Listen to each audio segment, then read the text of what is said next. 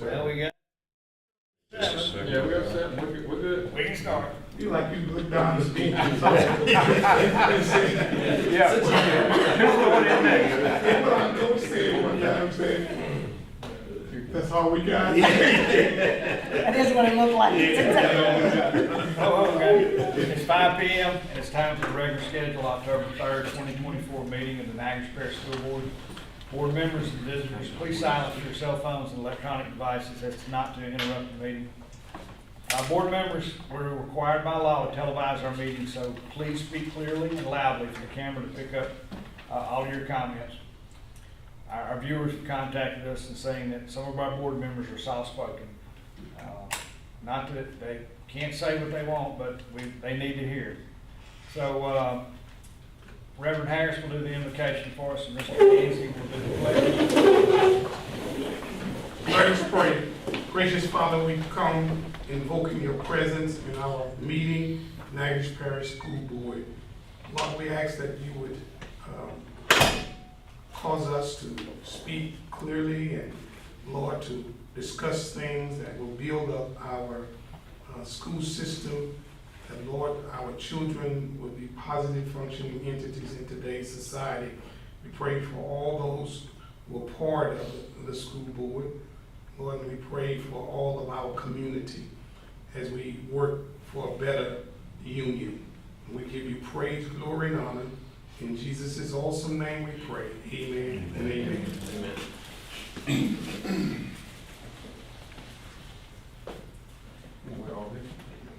I pledge allegiance to the flag of the United States of America and to the republic for which it stands, one nation, under God, indivisible, with liberty and justice for all. If you'll keep your feet for a second.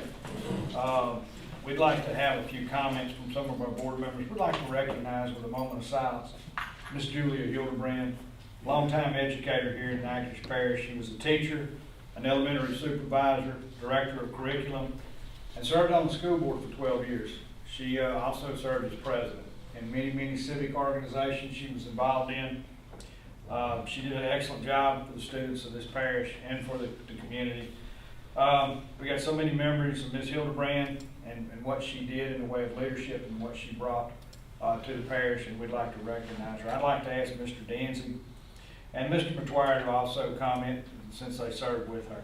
Miss Hildebrand was very patient and particular about what she brought to the school, and she brought terrific kids, which has been a really ideal thing for the Niagara Parish School Board, and she was very instrumental in getting it started, and as it is today. And we think about her when we see the terrific kids. I served 12 years with her, and she was always, when it came down to the kids, she was gonna make sure that she was gonna try to get the best for the kids. And what I always remember, every meeting she comes, she was always dressed to the T. She always was very nice, and me and her sat next to each other until she became the president, and then we swapped around, and we would whisper back and forth doing the meeting about different things, and she was just a very pleasant woman to deal with, be on the board. Very dedicated, very dedicated. Yes. If we could, board members and community, please extend a moment of silence for Ms. Hildebrand.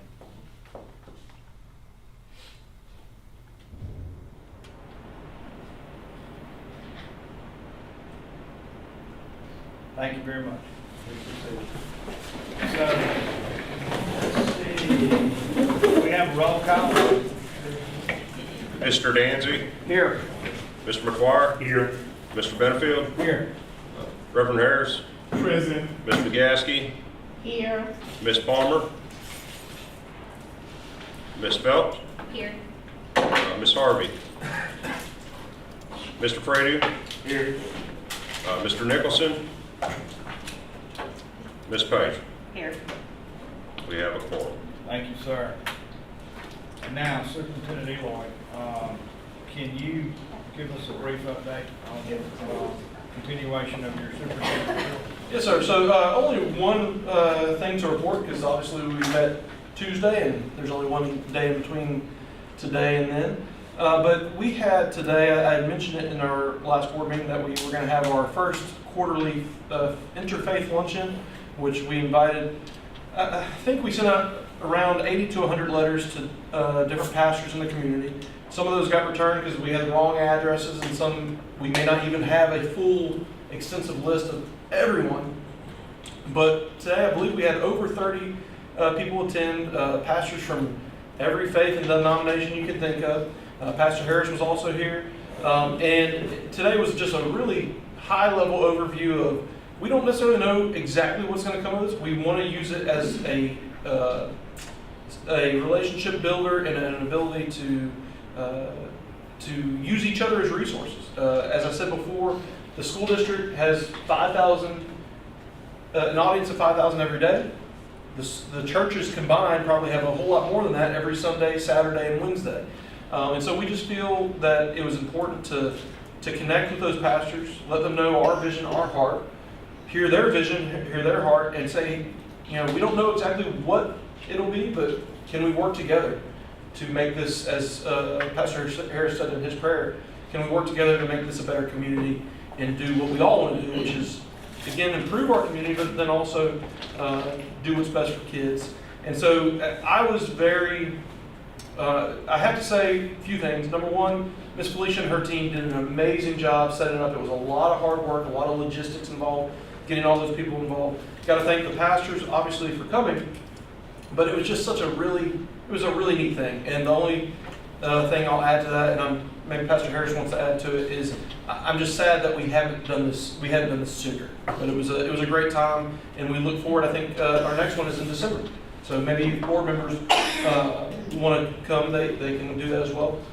Real quick before I throw it over to Pastor Harris, if he has any thoughts on it, we were also able to give them a truancy update, which we're also going to be giving to y'all in the November board meeting. Because remember, in November we'll have the October 1 counts, and that'll give us a real good sample size of how much the Student Services Department, that brand new department, how much impact they've had so far this year. So, Pastor Harris, did you want to mention? I do have something to say that I've discovered that once Dr. Eloy stopped being a teacher and principal, he will become the next priest. Because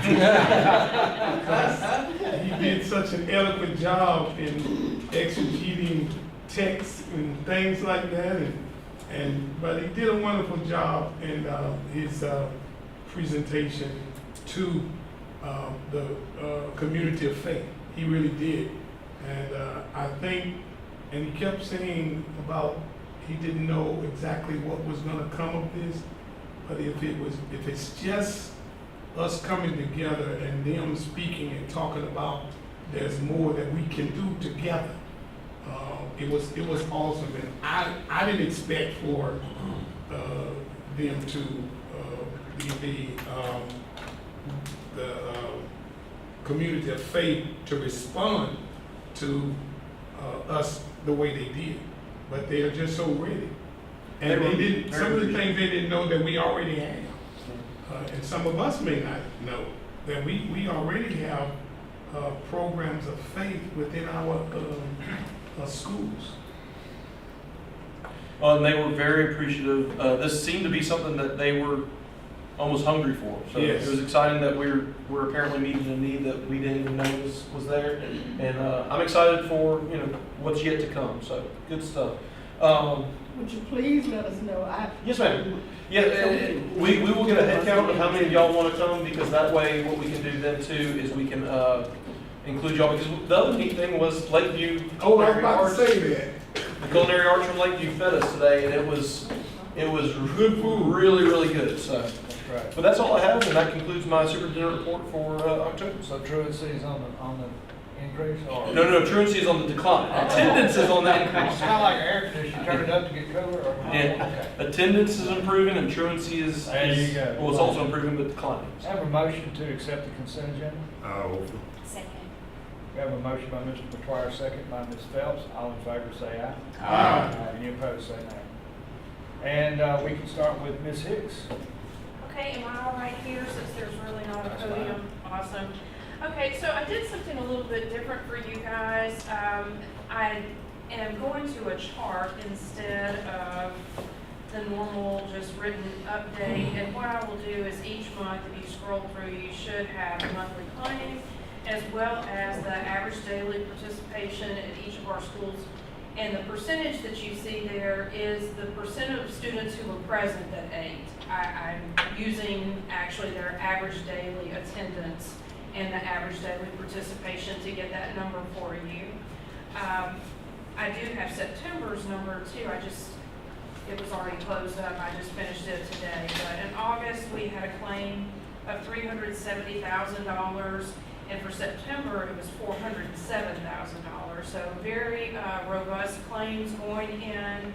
We're feeding 78% for lunch in August and 80% for lunch in September. Our breakfast numbers never compete for a variety of reasons, but any district serving 80% is going to be very happy with that. So our children are eating well, things are going smoothly in our cafeterias, and that's basically my report. Do you guys have questions?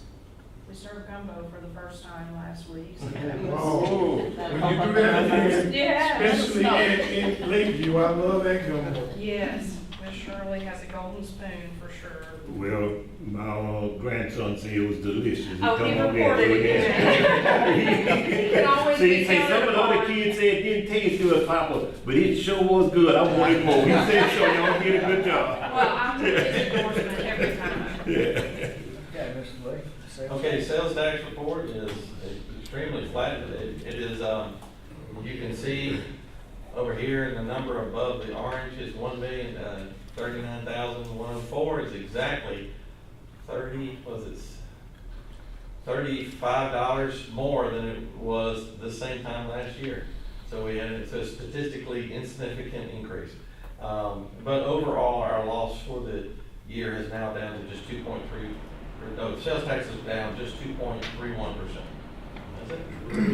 No, I have, it's not included on there, it somehow got wiped out, but I have Ms. Rachel's report. We spoke about it prior to, and she's at parent-teacher conferences. Basically, what we have to report is ESSER's wrapping up, and everything's being paid out. We have, we're really trying to wrap up any bills being paid by November, because they have to be paid off by December, and that was with the extension, but we're on track to do all that. And then also, I think y'all are made aware, and many of y'all had asked for this, that we now have waiting lists year-round for pre-K. And we already have waiting lists for students at at 3 of the sites. And so we will, and that's our pipeline for the schools, is pre-K. So if any student exits us from pre-K, we will be able to fill in those gaps as they go. But other than that, nothing else major to report in federal programs. The biggie's going to be getting through finalizing the ESSER. So. Okay.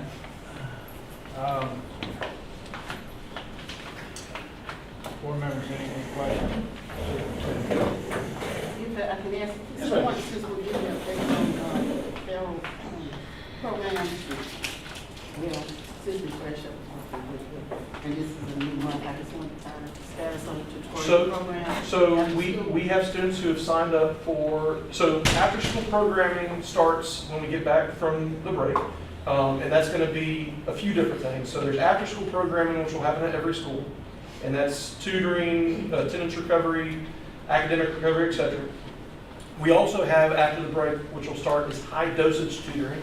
That will be at every school during the day for students K through 5 who've not hit a certain mark on LEAP or on certain screeners. At the same time, so that's tutoring / after school / extra programs. We have some students who are enrolled in Steve Carter. The exciting thing about Steve Carter is we were informed statewide previously, very few students signed up for Steve Carter. In years past, it was kind of not very successful as a statewide initiative. We are now at the point where statewide, they had started a waiting list. And I have on good authority from Weaver, I need to talk to some other principals, but definitely at Weaver, we have students who are not only signed up and taking part in it, but students who who are also on the wait list. The hope is that LDOE is able to expand that, and they are able to have students on the wait list go there as well. That'll take some more funding from the state, but they got it, so. Thank you. Yes, ma'am. That's made my day. Yes, ma'am. Board members, we're going to have a chopped up agenda this afternoon. We're waiting for some attorneys to enter the room. They should be walking up the wall. We're going to take an executive report to Mr. Danzy and ask the board to go into executive session and clear that item A, and then move back up to the top. We're talking about the telehealth. Is he rolling up there? I don't see him. Hey. So we'll go ahead and take finance, and Ms. Phelps, can you take finance? Yes, absolutely. Finance, facilities, service and insurance, item 5A, discussion concerning telehealth program with NRMC, Mr. Frady. We're going to push that back. Okay, Let's item go B, ahead and run through these. B, okay. Discuss and consider MOU with BPCC. I'll Second. Okay, offered by Benfield, second by Mr. Danzy for this item. We had a chance to look at it Tuesday night. It looked well. All in favor say aye. Aye. Any opposed say no. Thank you. Item 5C, permission to advertise for bids for hunting leases and agricultural section 16 property. I'll offer. Second. Offered by Reverend Harris, second by Ms. McGaskey. Which, is this all or some or a few? This will be all of our section 16 property, this time including the agricultural piece, wanting to put it out for, because it's been three years, it's gonna wrap up here. Is that the one on Posey Road also? Yes, yes, sir. Okay. Because we actually leased out all our section 16 property. Right. Okay, we have a motion and a second. Can I ask one question? Is it guidance of this board? It was 3 years. Would y'all like to extend it beyond that? Are y'all happy with what we got above market price on our rates? I think we need to leave it at that. 3 years. Conditions. I wouldn't go change. past that. Yeah. Okay, so What stay. about if we, A lot of years. through the 3 years, and after the 3 years, whoever is leasing it, if we satisfy with them, we can go and just don't have to advertise, go ahead with that same bid for another 3 years. 3 years was an option. With 3 years with another 3-year option. Okay. With Y'all that. happy with that? In most timber companies, it's year to year, but you get first, you get that first right, yeah, that first choice. It's a 3 year option. Okay. Thank you. Okay, all in favor say aye. Aye. Any opposed say no. Okay, Item 5D, board resolution for Rapides Foundation 2528 Early Childhood Education Grant. I'll offer. Second. okay, offered by Mr. McGuire, second by Reverend Harris. Superintendent. They are giving us money to enrich and expand early childhood. Good amount, huh? It is a good amount. Is that the $3 million? Mhm. So what we have to do there, and it gets much deeper, and I don't want to get in the weeds, but we do have some matching funds, but the cool thing about the matching funds, it's not going to come from us. There's an organization that will fundraise to create the matching funds. They will invest the matching funds, and then that allows us to get the $3 million. Rapides Parish has done this, Grand Parish has done this. It's a seamless operation, and it allows us to really beef up our early childhood stuff. $3,103,165. We have a motion and a second. All in favor, say aye. Aye. Any opposed, say nay. That concludes finance, facilities, and insurance. Okay. Mr. Denny. I move that we enter an executive session. Second. We have a motion by Mr. Deans, a second by Reverend Harris, to enter into executive session. We have a roll call vote on that? Mr. Danzy, Yes. Mr. Matoir, Yes. Mr. Benfield, Yes. Reverend Harris, Yes. Ms. McGaskey, Yes. Ms. Phelps, Yes. Mr. Frady, Yes. Ms. Page. Yes. Motion passed.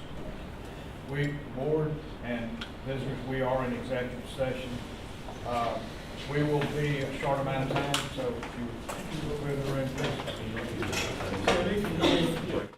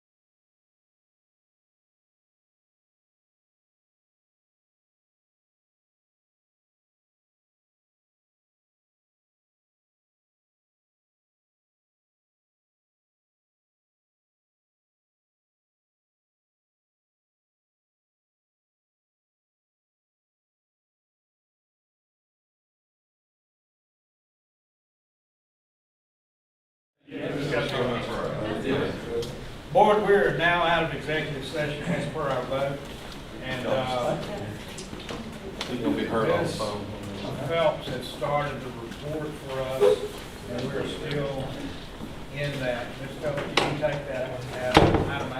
Yes, item 5A, discussion concerning telehealth program with NRMC, Mr. Freeman. So, y'all know I asked for an update on the back. I was contacted by a couple of nurses, and we've sent, I think I've gotten 5 different emails, and there's 8 nurses that deal with telehealth.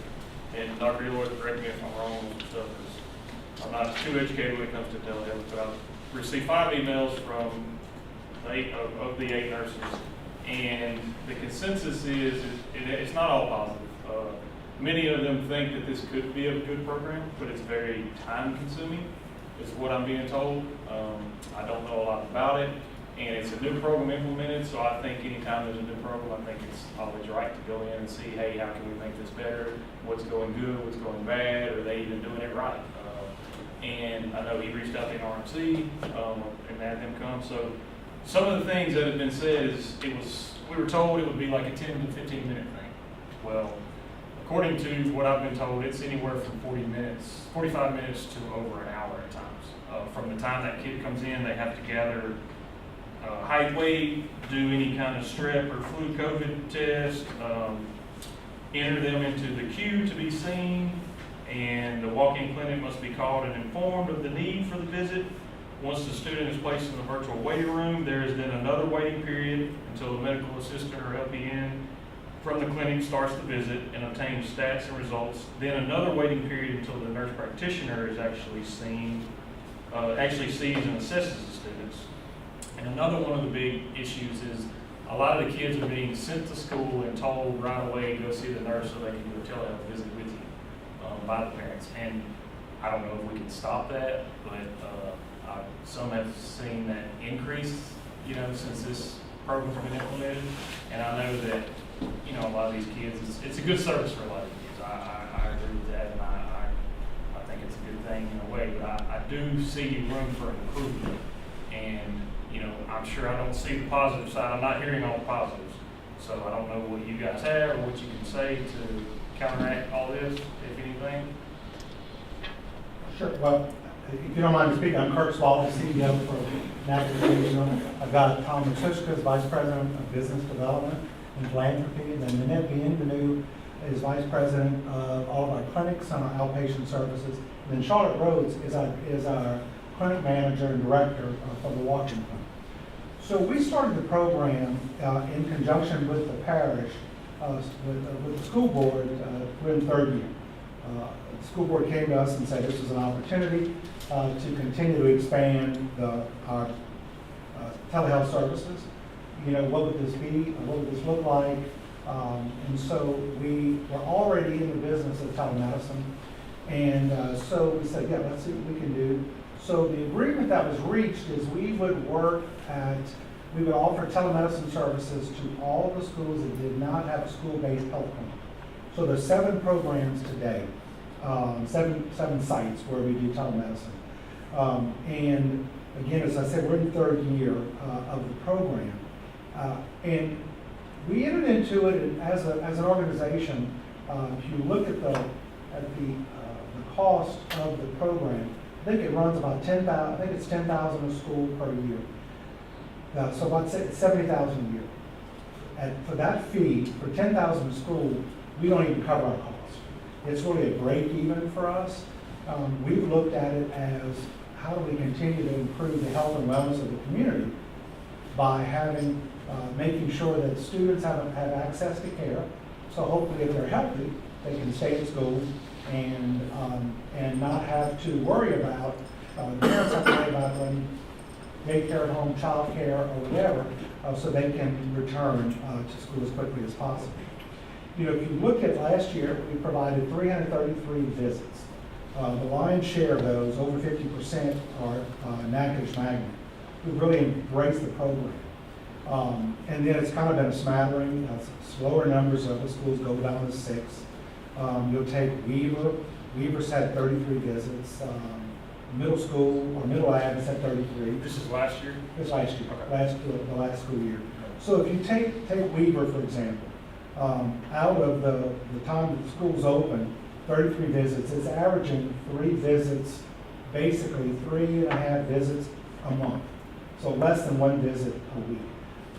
The telemedicine visit itself is really pretty quick. It's under 16, 17, 18 minutes typically, but it is about getting it set up.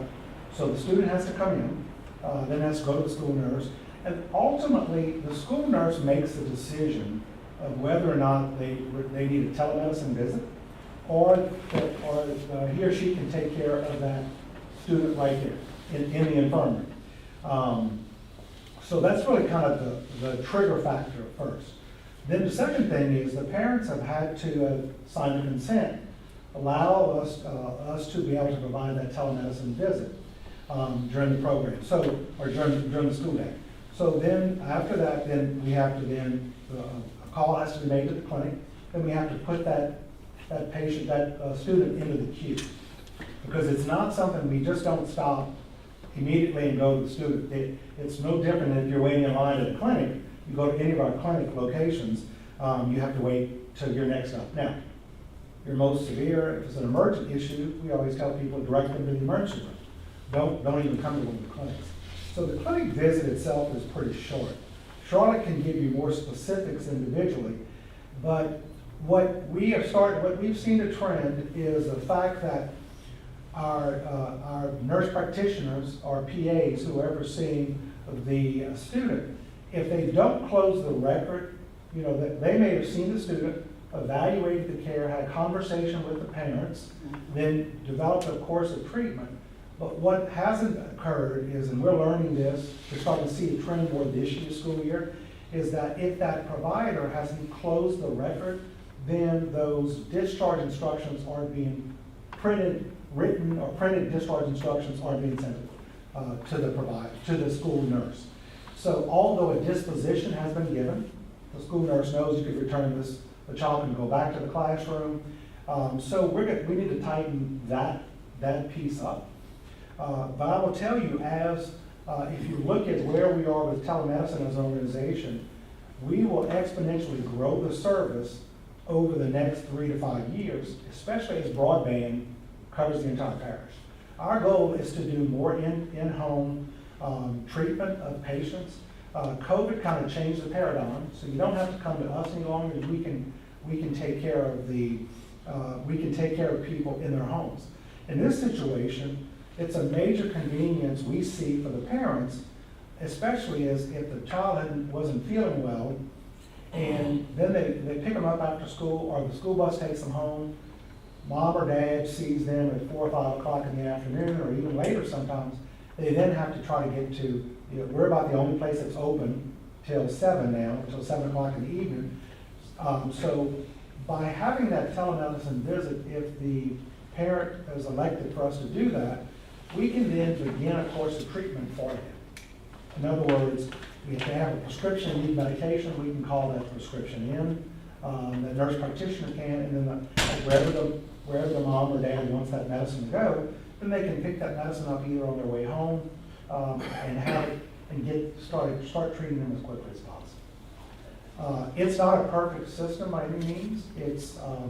But I will tell you, we have had some of the schools the nurses have really embraced the program, others have not. And so, at the end of the day, that's up to the school board and the schools and the nurses. We don't want to direct any type of a service that we don't have adopters in those locations that don't embrace the technology and don't want to do that. That's okay. I mean, at the end of the day, we want to have that service there. Again, to take care of our community. We on those visits where we charge a student for that visit, we don't balance bill with parents. If it's a Medicaid beneficiary or an insured patient or an uninsured, we just don't bill, we won't bill the parents for that. The school can continue to bill for the nurse visit, so we're not taking revenue away from the school program or from the school nurses. It's really kind of 2 different buckets because it's a higher level of care. Again, we have Charlotte goes out, we provide all testing materials for the schools out of that fee, as well as the technology and keep that equipment up. Charlotte rounds through there at least on a monthly basis, delivering supplies and materials more frequently if we need it, if the school needs it. And that's really kind of the structure. I'm giving it to you at a 30,000 foot view. Charlotte can give it to you at the ground level view, but I want to open it up to Mr. Frady, yourself, or anybody else have any questions. So before we get into that, Chad, what is the major concern, complaint, issue that's been voiced to you? The time that it takes in the process, the lengthiness of this, and when a student comes in, they have to close their door, and when they get done 45 minutes to an hour later, there are 4 or 5 other kids with simple things that they have not been able to see, and the kids could be sent there first thing that morning by the parents saying, hey, go see the nurse because you're sick, and they're sending them to school anyway, exposing other kids. There were 5 emails sent, and all the board was CC'd in those 5 emails. So every detail that I got, you guys have as well. I don't know if you read it or not. No, I read all, I just wanted to know if you had any additional information. No, everything that I have was in those emails. Okay. Everything that I have. It's, when providing the telemedicine, it's not gonna change the behavior of the parents if they send the children to school sick. Correct. Whether we had telemedicine or we didn't, they'll send them Yeah. because they probably don't have And options. I know you don't have control over that, but I think, superintendent does, and I think we need to maybe, I don't know how we fix that. If that's being said, the principal needs to contact that parent and tell them, hey, if you know your kid is sick, they don't need to be sent here. School. I mean, because they're exposing Well- kids on the bus. Even you say you're not sending to school, I've been around education, and stuff, they're gonna send them to school sick. They are. And they're gonna send them to school, no matter if they go to the nurse or not, they're gonna send them to school. And you're not gonna get that parent on the phone. So that child gonna stay there till get on the bus that evening to go. Because they gonna send them no matter what. If you got telehealth, or you don't have no kind of help at that school, that parent, unless that child really, with that, my wife as a teacher, she said they'll send kids with 100 or better temperature. They send them to school. Because they going to work. And unless you got to call ambulance to get there, and she said they'll have them sit there the way they have to bring them, you still can't get that parent. And one of the benefits, if you So look, it's not gonna stop, no matter if you Well, got and I know telehealth we or won't not, they stop gonna it, send them to school. but as far as us making a statement, and that shows that we're backing the nurses and we're backing the kids that aren't sick at school and on the bus and that are being exposed. So if we at least try to talk to the parent and say, hey, don't send them, if they're gonna send them, we can't stop them. I agree with you. so a few things, I'm sorry, go ahead. I've been trying my best. So, Ms. Rose, whenever you deliver supplies, have you heard of, have any of the nurses shared with you their concerns or their unhappiness with the program? I have. I've had some complaints and actually went out to school and will give you a scenario that actually occurred. Patient, young boy checked in to the walk-in clinic. Mom was called to pick him up from school. He was sick. Student at Fairview. So she works in Natchitoches. So she went to Fairview to pick up the child, bring him to the clinic, saw the same provider that was on telehealth that day, and the provider actually, she heard his complaints. He had been nasal congestion for about a week, and that day he had a headache. We didn't test him for anything. His diagnosis was sinusitis. Misty sent medication, but Misty did ask, why didn't you do a telehealth? And she said, well, I didn't even know they had telehealth there. Nobody offered me that. The school nurse called me and said, come get your child. He's sick. He's got a headache. So he didn't have a consent. I don't know if he had a consent or not. She was unaware, so I'm thinking that they did not have a consent. But that's not an issue either, because Mom was at work and can fax that over and get that consent. The problem is, the child had no lab work, had nothing of that sort, was prescribed an antibiotic, the prescription said, the mom went to school and he's out of school for the whole day. She was not going all the way back to Fairview to bring the child back to school for 2 hours. When we started this, my goal was keeping the kids in school. If they're not contagious, Send them back to the classroom. And can I jump in on that real quick? Because we are talking about attendance and truancy and all those things. And so if you read the research, and one of the reasons I was initially excited about telehealth is because one of the people I did my doctorate with was, he was not in education, but he was with Our Lady of the Lake in Lafayette. They did a pilot of this, I think over a decade, maybe even, actually I can't remember his name. He works for UL, but in their study, what they found is, they found what y'all are saying, parents send their kids to school sick no matter what. But what they found is the transmission rates of flu, RSV, strep went significantly down. They did a pilot at one Lafayette school because the parents still sent their kids, but they were able to get the kids who truly were contagious and needed to be out in a quick manner to not infect larger groups. And that's honestly one of the things that I thought was the neatest thing, because I mean, y'all think about COVID, y'all remember, and I hate to bring it up, but there was a time where we were having kids out for 20 days on end, and so this was somewhat in response to that idea of, you know, let's nip it in the bud when they get here, and then they can, if they're good, they stay. If they're not good, they go get medicine, and they're back in school. And to your point, Mr. Frazier, I think what we can do is we can put a lot of stuff out there, guidance. I don't know how effective it will be or not be. I will tell you that we already have a district-wide policy that states you're not allowed to come to school when you have an infectious disease. And also, you know, whether it's lice or, you know, I think you have to be, I can't remember if it's 24 or 48 hours post fever with no assistance from medication. And that's been in existence well before any of us, probably, well, maybe not Mr. Pryor, he's probably the one who made that on the board. But that's been in existence for a long time, and it still doesn't keep people from doing that. Now, I do agree with you. There is probably a small minority that sees an incentive now for sending their kids to school sick because of telehealth. I don't know how we mitigate or you know, minimize that to a level that stops human nature trying to get, you know, a benefit from something that could impact others. And I'm sorry, Ms. Did you? Well, actually, one more thing. So one of the comments made from one of the nurses is that, of course, she enjoys her job, but what she does not enjoy is performing two jobs, one for an entity outside of NPSB, which makes me wonder, did we not do a good enough job marrying us together? You know, because I feel like we have that MOU with y'all. And I guess I don't look at y'all as an entity outside of NPSB because we have an agreement with you. But have they shared that concern with you? They feel like you're doing more work? Or Yes, they have. And actually, when 3 years ago, when we first went out and did their lab training and do their lab competencies and the food tests that we have there, they did voice that, and they asked for additional compensation. You know, how much are we going to get paid for doing this? Because it's extra.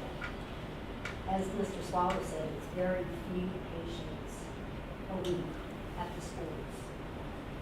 So I know this year for, like for open house, there was someone at the door at every school, well, the schools that I went to, 3 open houses, and they had a consent form and they will sign it. So would it be fair to say that this year those numbers may be up from last year's numbers? That there's more consents out there? The number of consents that we obtained for all the back to school numbers are definitely higher. So And visits could, this far throughout the year, could be up compared to last year? It's all going to depend on the school nurses. If they support it, then the numbers will go up. So if parents don't know that it exists, like the situation. Some parents said that at this back to school bash, we attended that in July, and then we attended every school back to school night. And explained our process, obtained consent, but we still had parents that said, I didn't even know y'all had such a thing.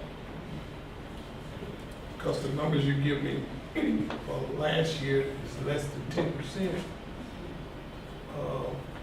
that we're actually serving. And I guess the question would be, which one of the schools are spending 45 minutes? And by y'all's number, it couldn't be an everyday thing. So to Mr. Swallow's point, how he described it, and I full disclosure, I've only sat in on one because I'm only allowed to sit in on my children. And Charlotte May gets strep about 3 times a year, so I had the opportunity to do it.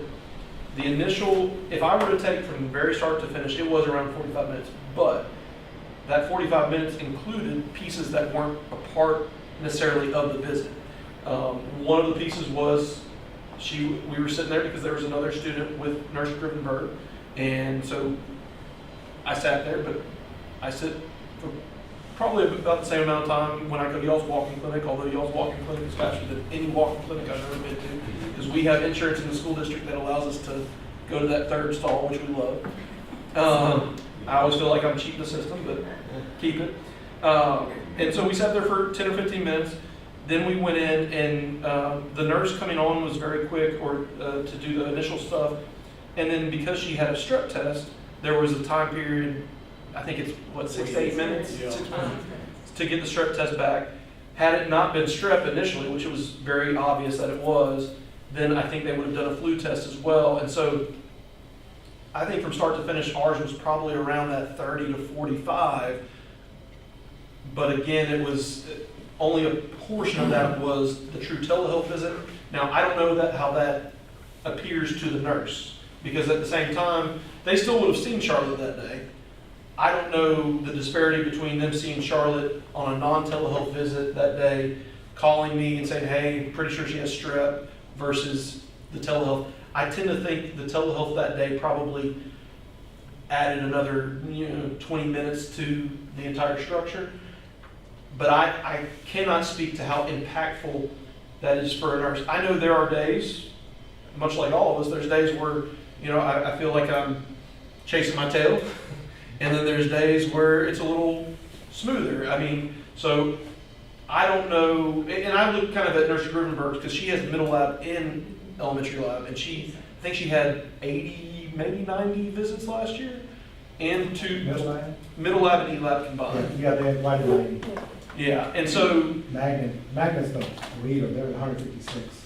Well, and the thing with Magnet, I do think they have 2 nurses there who are covering it, so that is part of it. So we want to be responsive to our employees, but there is also this is within that scope of their day, but being sensitive to their concerns while also being sensitive to that this is been so far an amazing program and could probably even be even better for.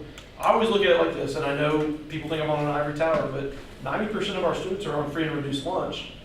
These are kids who potentially would not go to the doctor, and I do think it creates a healthier environment holistically. But I do think we have to be aware of where our nurses are, because it does sound that it could be even better if we were to address some of their concerns, but we have to be also realistic about what we can do about some of those concerns as well. Is there any way that we could isolate those children while they're waiting to come online? In other words, just... Yeah, that's a physical plant issue at the schools. Yeah, you know what I'm saying? I mean, just, okay, we got you in the queue, and then so we'll go on and see somebody else. Is there any way to do that? At what point, I think what you're asking, Mr. Bill, is at what point does it become confidential in the telehealth? Because I think that was one of the major things, is once it becomes confidential and they shut that door, is that... You've seen the Right. process. We're not doing an unclosed exam. So what we're doing is we're looking at, with the camera, looking at their eyes, nose, ears, mouth, listening to heart-doing sounds, and that's pretty much it. Now, I know most of the schools do have a curtain that they pull so that actually some of There's the no kids, visual, but then you can still hear. you can still hear. Yeah, it's like it used to be the emergency room, you stop. But that's okay. That's okay to have the curtain. Because see, it sounds like Kirk said, logistics, it sounds to me like we could do something. I don't know, not every site is the same. Some of them are smaller, some of them are larger. Right. But one of the things in some of the emails said we're taking responsibility off the parents, but it said we're never taking responsibility off the parents to take care of their kids. We're not doing that. But that's going to happen. It's been happening for 100 years to send a kid to school sick. I mean, and poor baby, they sit there with their head on their desk all day, and they put them wherever they can. But, if there's some small things that we can do to isolate this, and when that cue comes on, and then at that point, if there's some confidentiality, we can maybe do some things. But talk to us about that. Is there any way we can do something like that? I did put standing orders in place from our medical director, so that allows the school nurses to assess the condition and go ahead and get those tests started, so they're not waiting for those test results. Flu and COVID are both 15 minutes and 1 minute initially when the coach up and a 5 minute additional. So let me ask a question on that real quick. Because I know when I go get the flu test and the nurse steps out of my room when I get the flu test, and I'm assuming she's doing other things while waiting for my flu test. If our nurses give that and it's a 15-minute test, would they be able to, at that point, open the door and do other things? Definitely. Okay. Ms. Phillips, right now, are we, even when that test is going on, are we keeping things completely closed and We're confidential? trying to keep the kids separated, because if we're doing COVID or flu, 9 times out of 10, they're running fever and stuff like that. Now, I'm housed at Magnet, so there is 2 of us there, and even though I don't have that school, that's where my office is. So it helps her out by, I can get up and go to the door and kind of see if there's kids out in the hall, if it's something I can address with them. But if they're contagious or we think they're contagious, we already start the test. If we suspect it's strep, COVID, or flu, we'll go ahead and start the test while we're waiting. I guess what I'm wondering is, like Mr. Swallow said, if some of this is a fiscal plant issue where if we make a more flexible environment where still a student who's contagious is confined, isolated, but the nurse during certain parts of it has greater flexibility, I wonder if that would be helpful. And I think that's some of what they're asking for and what some of the improvements that could be made. Like the Because general some- consensus is they feel like they're neglecting Right, other right. kids. And that's been Some mentioned several schools, times. they're very small, Right. River and East are the 2 smallest areas. But And there if- may be some hiccups in some areas, but I see this as, and I'm not gonna say it's scheduling, but logistics. That's placing people. You know, you see that in healthcare all the time. We move on, we move on, we move on, we come back, okay, your tests are back, your tests are back. I mean, you need a cash, you need an aspirin, you need to go home, you know, that kind of stuff. You could be a doctor. But it seems like, I would hope that as a board, we could assist them in, some manner and maybe looking at, Ms. McTwine and others have stated that they're gonna send the kids, some of them are gonna send them sick. But I think we need to intervene and help out in this instance where we have telehealth, in that we need to make some, I think, look at the changes, some changes in, because if you know your child has a temp, and you know your child might be contagious, and that child comes to school, then they need to know that that child needs to be picked up by somebody and sent home. We shouldn't have to have a sick child in school, because I can tell you personally, my granddaughter has been through the telehealth, and I was quite impressed with the way they handled it. But she has been coming last year with, this is a personal experience, having issues with the, it was strep, but it's contagious. And so, when you know that there's something that they can address that, do they run a test to make the determination? Does the school nurse, does she do that? Because if she's sick, we take her, she's gonna stay home, we take her to the clinic, or we take her to, you know, What Yeah. school does your granddaughter go to? she's at the 7th grade, junior high now. But that same parent could send them to school, also They don't bring have the to Walmart, bring have the. They have an outpatient So the clinic. infection potential's still there. So they have the outpatient clinic at the junior high.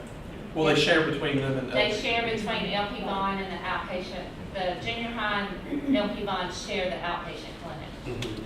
Ms. Becky, is the things that I said, does that echo in some of what the nurses, their Yes. opinion at the time? Am I correct on that? Yes, it's, you know, not every visit is, some visits are quicker, some are longer. The kids coming to school, we do see more kids coming to school. I think a lot of it is miscommunication with the parents don't understand what services the telehealth is. Right. I think some of the parents are getting confused with telehealth versus our Christus clinics and Cabrini clinics because they operate different. And so if there's a kid that's been at LP Vaughn and they get into magnet this year, and I had this week. The parent said, well, you can't give them any medicine. I said, no ma'am, I can't. We only do emergency medicines. And she said, well, at LP Bond, they gave her medicine. Well, they had a nurse practitioner on staff. They can prescribe medicine and give medicine. We can't do that in a school setting. Yeah, so there's limits there too. So there's limits We that know we that. can do, and when kids change from school to school, depending on what type of clinic's there, parents don't understand the difference. So what then, So do there is could some you, school. could you get, who would be the appropriate person for us to start the logistics search on So, these different locations? I don't know anything about medicine. I know it, what it does, but I would welcome having Mr. Shirley and maybe someone from Ms. Phillips, and then perhaps someone from NRMC, where we could look at the space we're currently using and then just do an environmental study of saying, would this be better served in another location?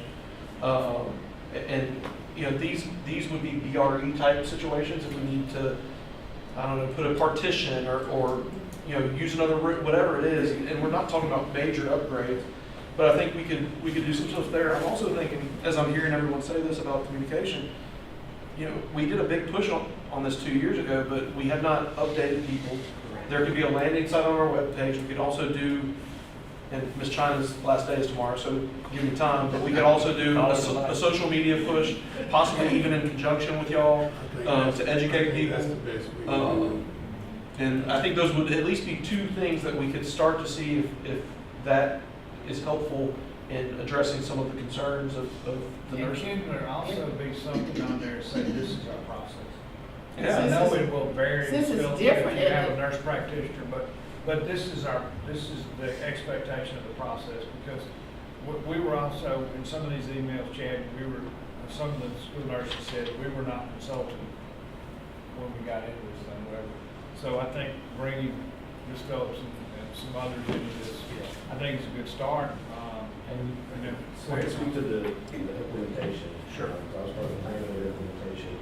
And we implemented school by school. We didn't implement it across We actually the did a board. pilot first. We did a pilot, we implemented school by school, and in order to get the experience and feedback to bring it to each school over about a 9-month period. So the first year, we didn't even really have a contract agreement. We were just operating just as a learning experience and those types of things. And I think one of the key things is I think you can do some things operational to make things a little bit smoother. But until we get to the point, we experienced pushback from the very beginning from nurses. And until we get some buy-in that this is a program, they're just going to continue to be those types of numbers. We started this because the school board and Dr. Weaver called me and said, hey, we've got some opportunities, some money, we want to do some things to improve health. What about telehealth? And it came about as, hey, we've got a student population that is not going to get care. And that we want to provide care for, protect the student body, those types of things. And so finding a way that we can all be on the same page on that, I think will go a long way, because I don't know that just doing the operational and logistic changes is going to solve all the problems. it will allow them to understand that we're trying to do this. So there's got to be some reach on both sides. So I'm sure that we're very willing to come on board and consult and help and give input. Yeah, and y'all be great partners, and I mean, Absolutely. so I don't think anyone, there's frustration by some of our employees, and we don't want to marginalize those feelings. But at the same time, we don't want that to reflect in any way, shape, or form on the partnership we've had with y'all, because we think that's been great.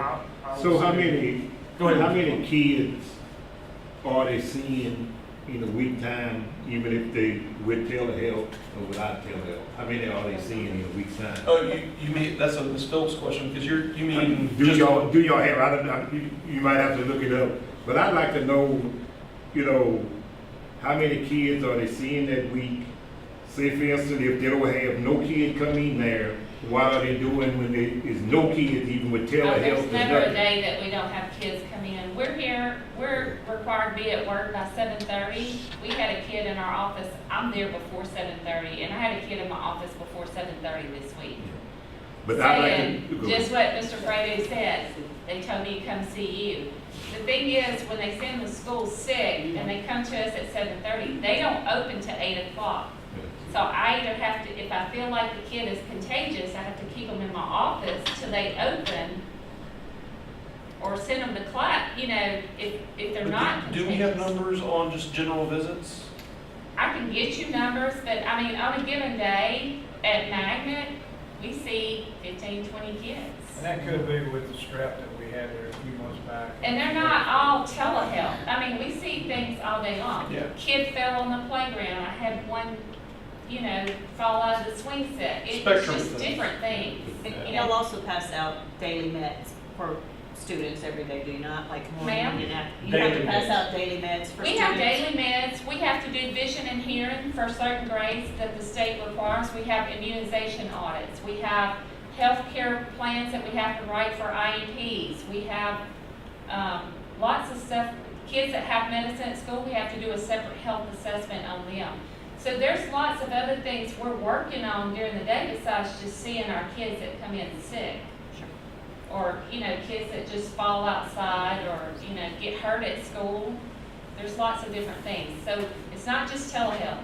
One day we might have 2 telehealths, one day we might have 6 or 7. And that takes our whole day, that takes us away from our other duties that we're on a deadline to meet. Do you feel that you are higher this month compared to last year, where you are at this point in the school as far as telehealth visits have gone? Yes, in some schools, yes. I'm at Magnet, and we do a lot at Magnet. Some days we're really busy with it. Some days we don't get much else accomplished if we have a lot of telehealth visits. But we do what we're supposed to do and what we need to do. Our bottom line is to take care of the students. Yes, ma'am. Right. And so, you know, whether they come to school, most of the time, if we see a telehealth kid, 9 chances out of 10, they're gonna have to go home. So basically, it's gonna be up to the nurse to determine whether it's gonna be telehealth, right? Yes, sir. They come see us, we do our assessment to see if we feel like they benefit from telehealth or not. I mean, some kids may just come in there with one little thing. They say their stomach hurts. They might not have ate breakfast. They might just need to go to the bathroom. You know, we That's just what my wife assess says. She them. gives me a Snickers. You know, Good. everything's different. When COVID hit, I thought each school had a quarantine area. Yes. They did have a room, but it's not necessarily like a nursing room. And I don't know what those rooms are now. They, Right. you know, it was like just a little whole new. But a nurse's room needs to have like water, Right. places where you can wash your hands, that kind of stuff. It Some should of be the a offices regular are big. room. I mean, considered HIPAA laws, it should be a regular room for privacy. You ever consider HIPAA laws when you're treating a Yes, patient? And when we're using just a curtain to cover and you have other kids out in the waiting area, it seems like. They're not in the you're- office. If it's somebody that we're doing telehealth with and we've already put them in the queue and stuff like that, and we feel like they're contagious, we don't bring anybody else in our office with that student. A lot of times at Magnet, I can go out in the hallway and try to see what's wrong with the next kid that's waiting. That's not feasible for my other nurses Yeah. because it's only them. It just seems you do have that the process needs to be streamlined because it's taking a lot of time when anybody that has any type of, it seems like they're ill, you go you go see the nurse. And maybe the criteria needs to be addressed.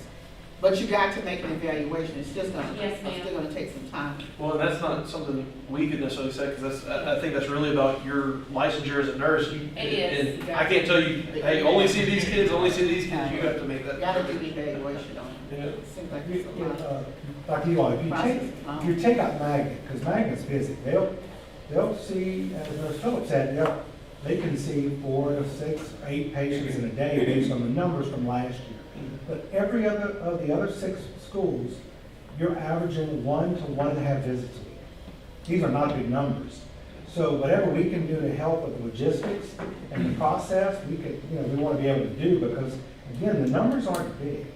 Yeah, I think, I really, and again, I want to hear everyone and value their concerns, but when you take out, and then take further, Eli to middle lab, because then it really is, the numbers are showing that, I understand how long it takes, but you're right, the numbers are showing that this is only a once kind of a week type thing, maybe a little more sometimes, maybe a little less, but the numbers don't necessarily correlate outside of those 2 or 3 locations with the concerns at the same time. So the only challenge I'll say to that is, that's last year's numbers. I never got a call last year or a complaint. This year, I got the calls and complaints. So what are this year's numbers? I think that's what we have to go by.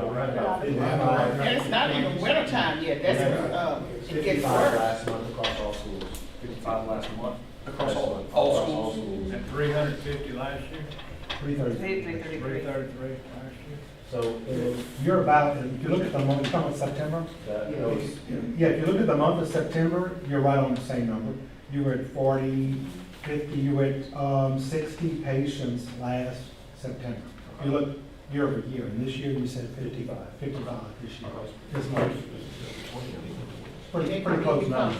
But if Lower it's a numbers swing, because it's a swing not away from. parents want to wait back it was where they have to. available They in all could the schools. skew theirs a Instead of little bit. increasing numbers. Overall, the numbers are the same now. Wait a minute. You have to Wait a look minute, at the numbers. 333 divided by 10 months is 33 a month. We're not 55 a month, it's gone up. No. Okay, September.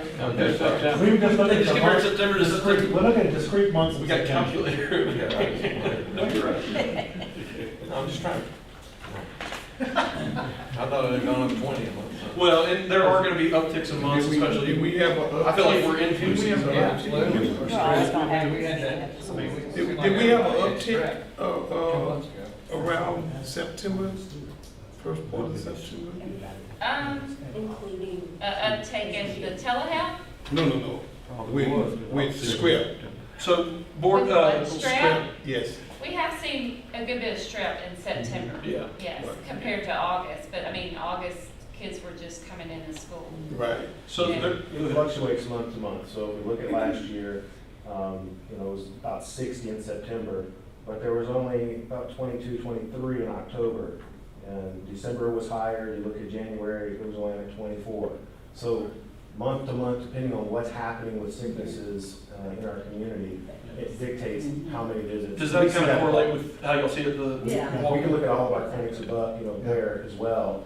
And we also do all of NSU's student health and their telehealth in their clinics as well, and LSMSA. And so we'll see the same types of things in terms of the fluctuations. So, board, there is another caveat to this. Mr. Frady had asked me to gather some information, so I think you all need to be aware that we signed that agreement in August of '22. It's run for 3 years, so we're still in that agreement right now. It ends July of '25.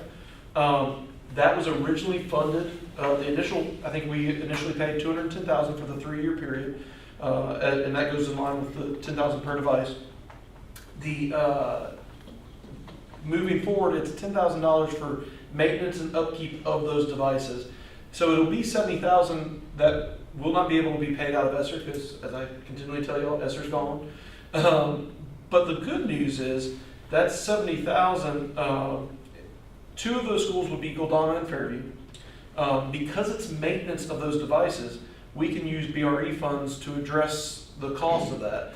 So you'd have $20,000 cost from District 7's BRE. The remaining 5 schools are in District 9. And so it'd be $50,000 to District 9, which, as y'all are aware, District 9 has the most robust BRE fund. So it's not like, and I know BRE is, we kind of say it's general, but it's not general. It would be BRE funds funding this in perpetuity, not It's not general at all, it's special revenue. special revenue, I'm sorry. But it would not impact general in the future, which I know we're always the most sensitive to. Also, we would need to review whether it's needed at certain schools. We're only getting 10 at Goldana a year. Okay, let's do a takeaway. But that's 10% of the student body. So takeaway, I think we need to have this conversation more often, maybe once a quarter, every 3 or 4 months or whatever. But I'm kind of wondering too if the low numbers are because the nurses haven't bought in, and if it'll be just a decision on their part to not participate if they're that unhappy with it.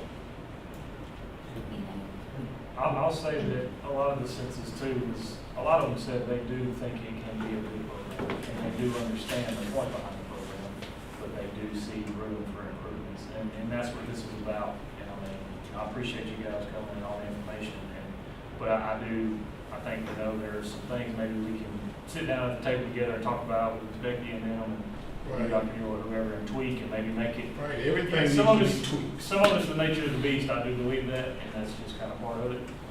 You know, we all deal with that every day, so.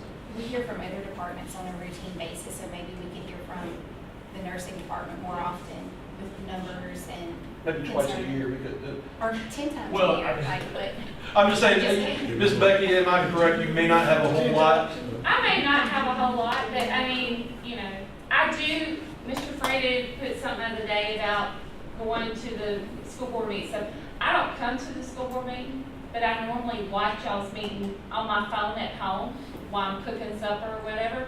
So I usually try to know what's going on so that if there's something in the health department that comes up, I'm aware of what's going on. But I can come to some meetings if I need to in the future. Well, I think there needs to be a clear-cut plan on what we're gonna try to do at each location. And if we can task the superintendent to pull that team together and then come back to us in November with preliminary, not hard numbers. But here's what we're seeing.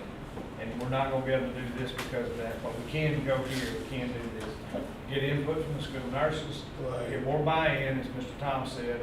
Hopefully, we won't have a major flu season, and so everything will run smooth. Everyone needs to get their flu shots. That's being offered. Yes, ma'am?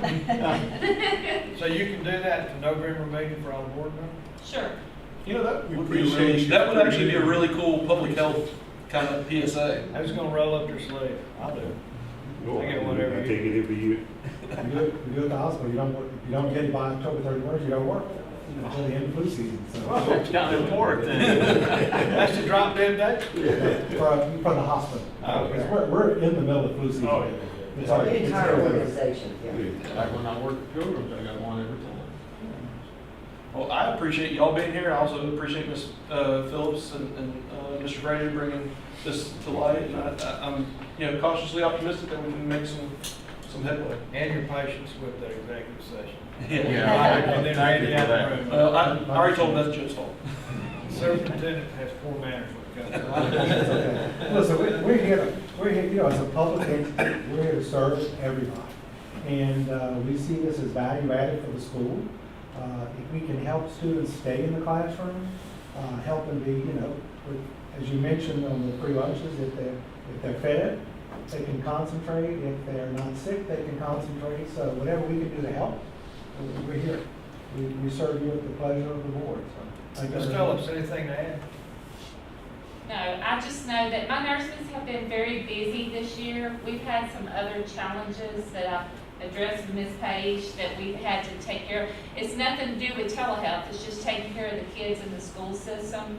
And, you know, we have a lot of training we have to do. We have a medication workshop that I'm getting ready to do when I come back after the break. The people that are already trained in the school settings, the nurses at that school have to retrain them every year. So there's lots of things going on that's just not telehealth. So sometimes my nurses are overwhelmed with other duties that they're doing, and telehealth gets caught in. Some of the schools that don't have very high numbers with telehealth, I think is the poverty, is the lower schools. I don't know how to say it other than it's, you know. Are you talking about population-wise? Yes, ma'am. Just the parents don't understand, and the parents, you know. Well, that's also, I think it's incumbent upon us to try to educate them, and as a district, we can do that better. And if we have any additional ideas as a result of the drive home or tomorrow morning, or you have a nightmare, please send your text or your email to the superintendent. I'm sure he can to add it to his list of things to do. So, with the team you put together, how we're gonna do that, would it make sense, I mean, we have 8 nurses involved in this, right? Would it make sense to poll them and say, how can we make this process better, quicker? Not that it's going away or anything, but how can we make it How better? can we help you? Well, that would be Ms. Cinnamon. Phillips. She's asked to be the liaison, and I think that's a good idea. I can take care of that. And some of the Understand. nurses did tell me they wanted to come, but they had to stay for parent teacher conference, that's why they're not here. So I told them I'd relay that message. Are you understaffed? I mean, I pretty much, I do have 3 schools that have more than one school. 3 of my nurses have 2 schools, but they don't all have telehealth. Like, the labs have 1 nurse, so she goes back and forth between those schools. And then the nurse at Magnet has NPTCC, so she goes back for those 2 schools. And then the nurse at Fairview has Lakeview, but Lakeview has its own clinic. And there's things, parents get confused between what they can do and what we can do. You know, we don't all do the same thing. We collaborate and work together, but we don't all do the same thing. But I think that's, in what the superintendent indicated, I think we need to give some clarification so that they'll understand what's available at each school. And it's a great service, and guys, thank y'all. I mean, that is. And I do agree, there are a lot of students that are being served that do not ordinarily receive the medical help. Ms. Phelps, does that conclude your report? That concludes finance report. Mr. McGuire, do you have a message for the board? I want to add a few things to the agenda. All in favor, say aye. Aye. Any opposed, say no. Mike, you got that? That was motion by McGuire, second by Harris. Thank y'all, guys. You probably copy Thank y'all. that every month. Thank you.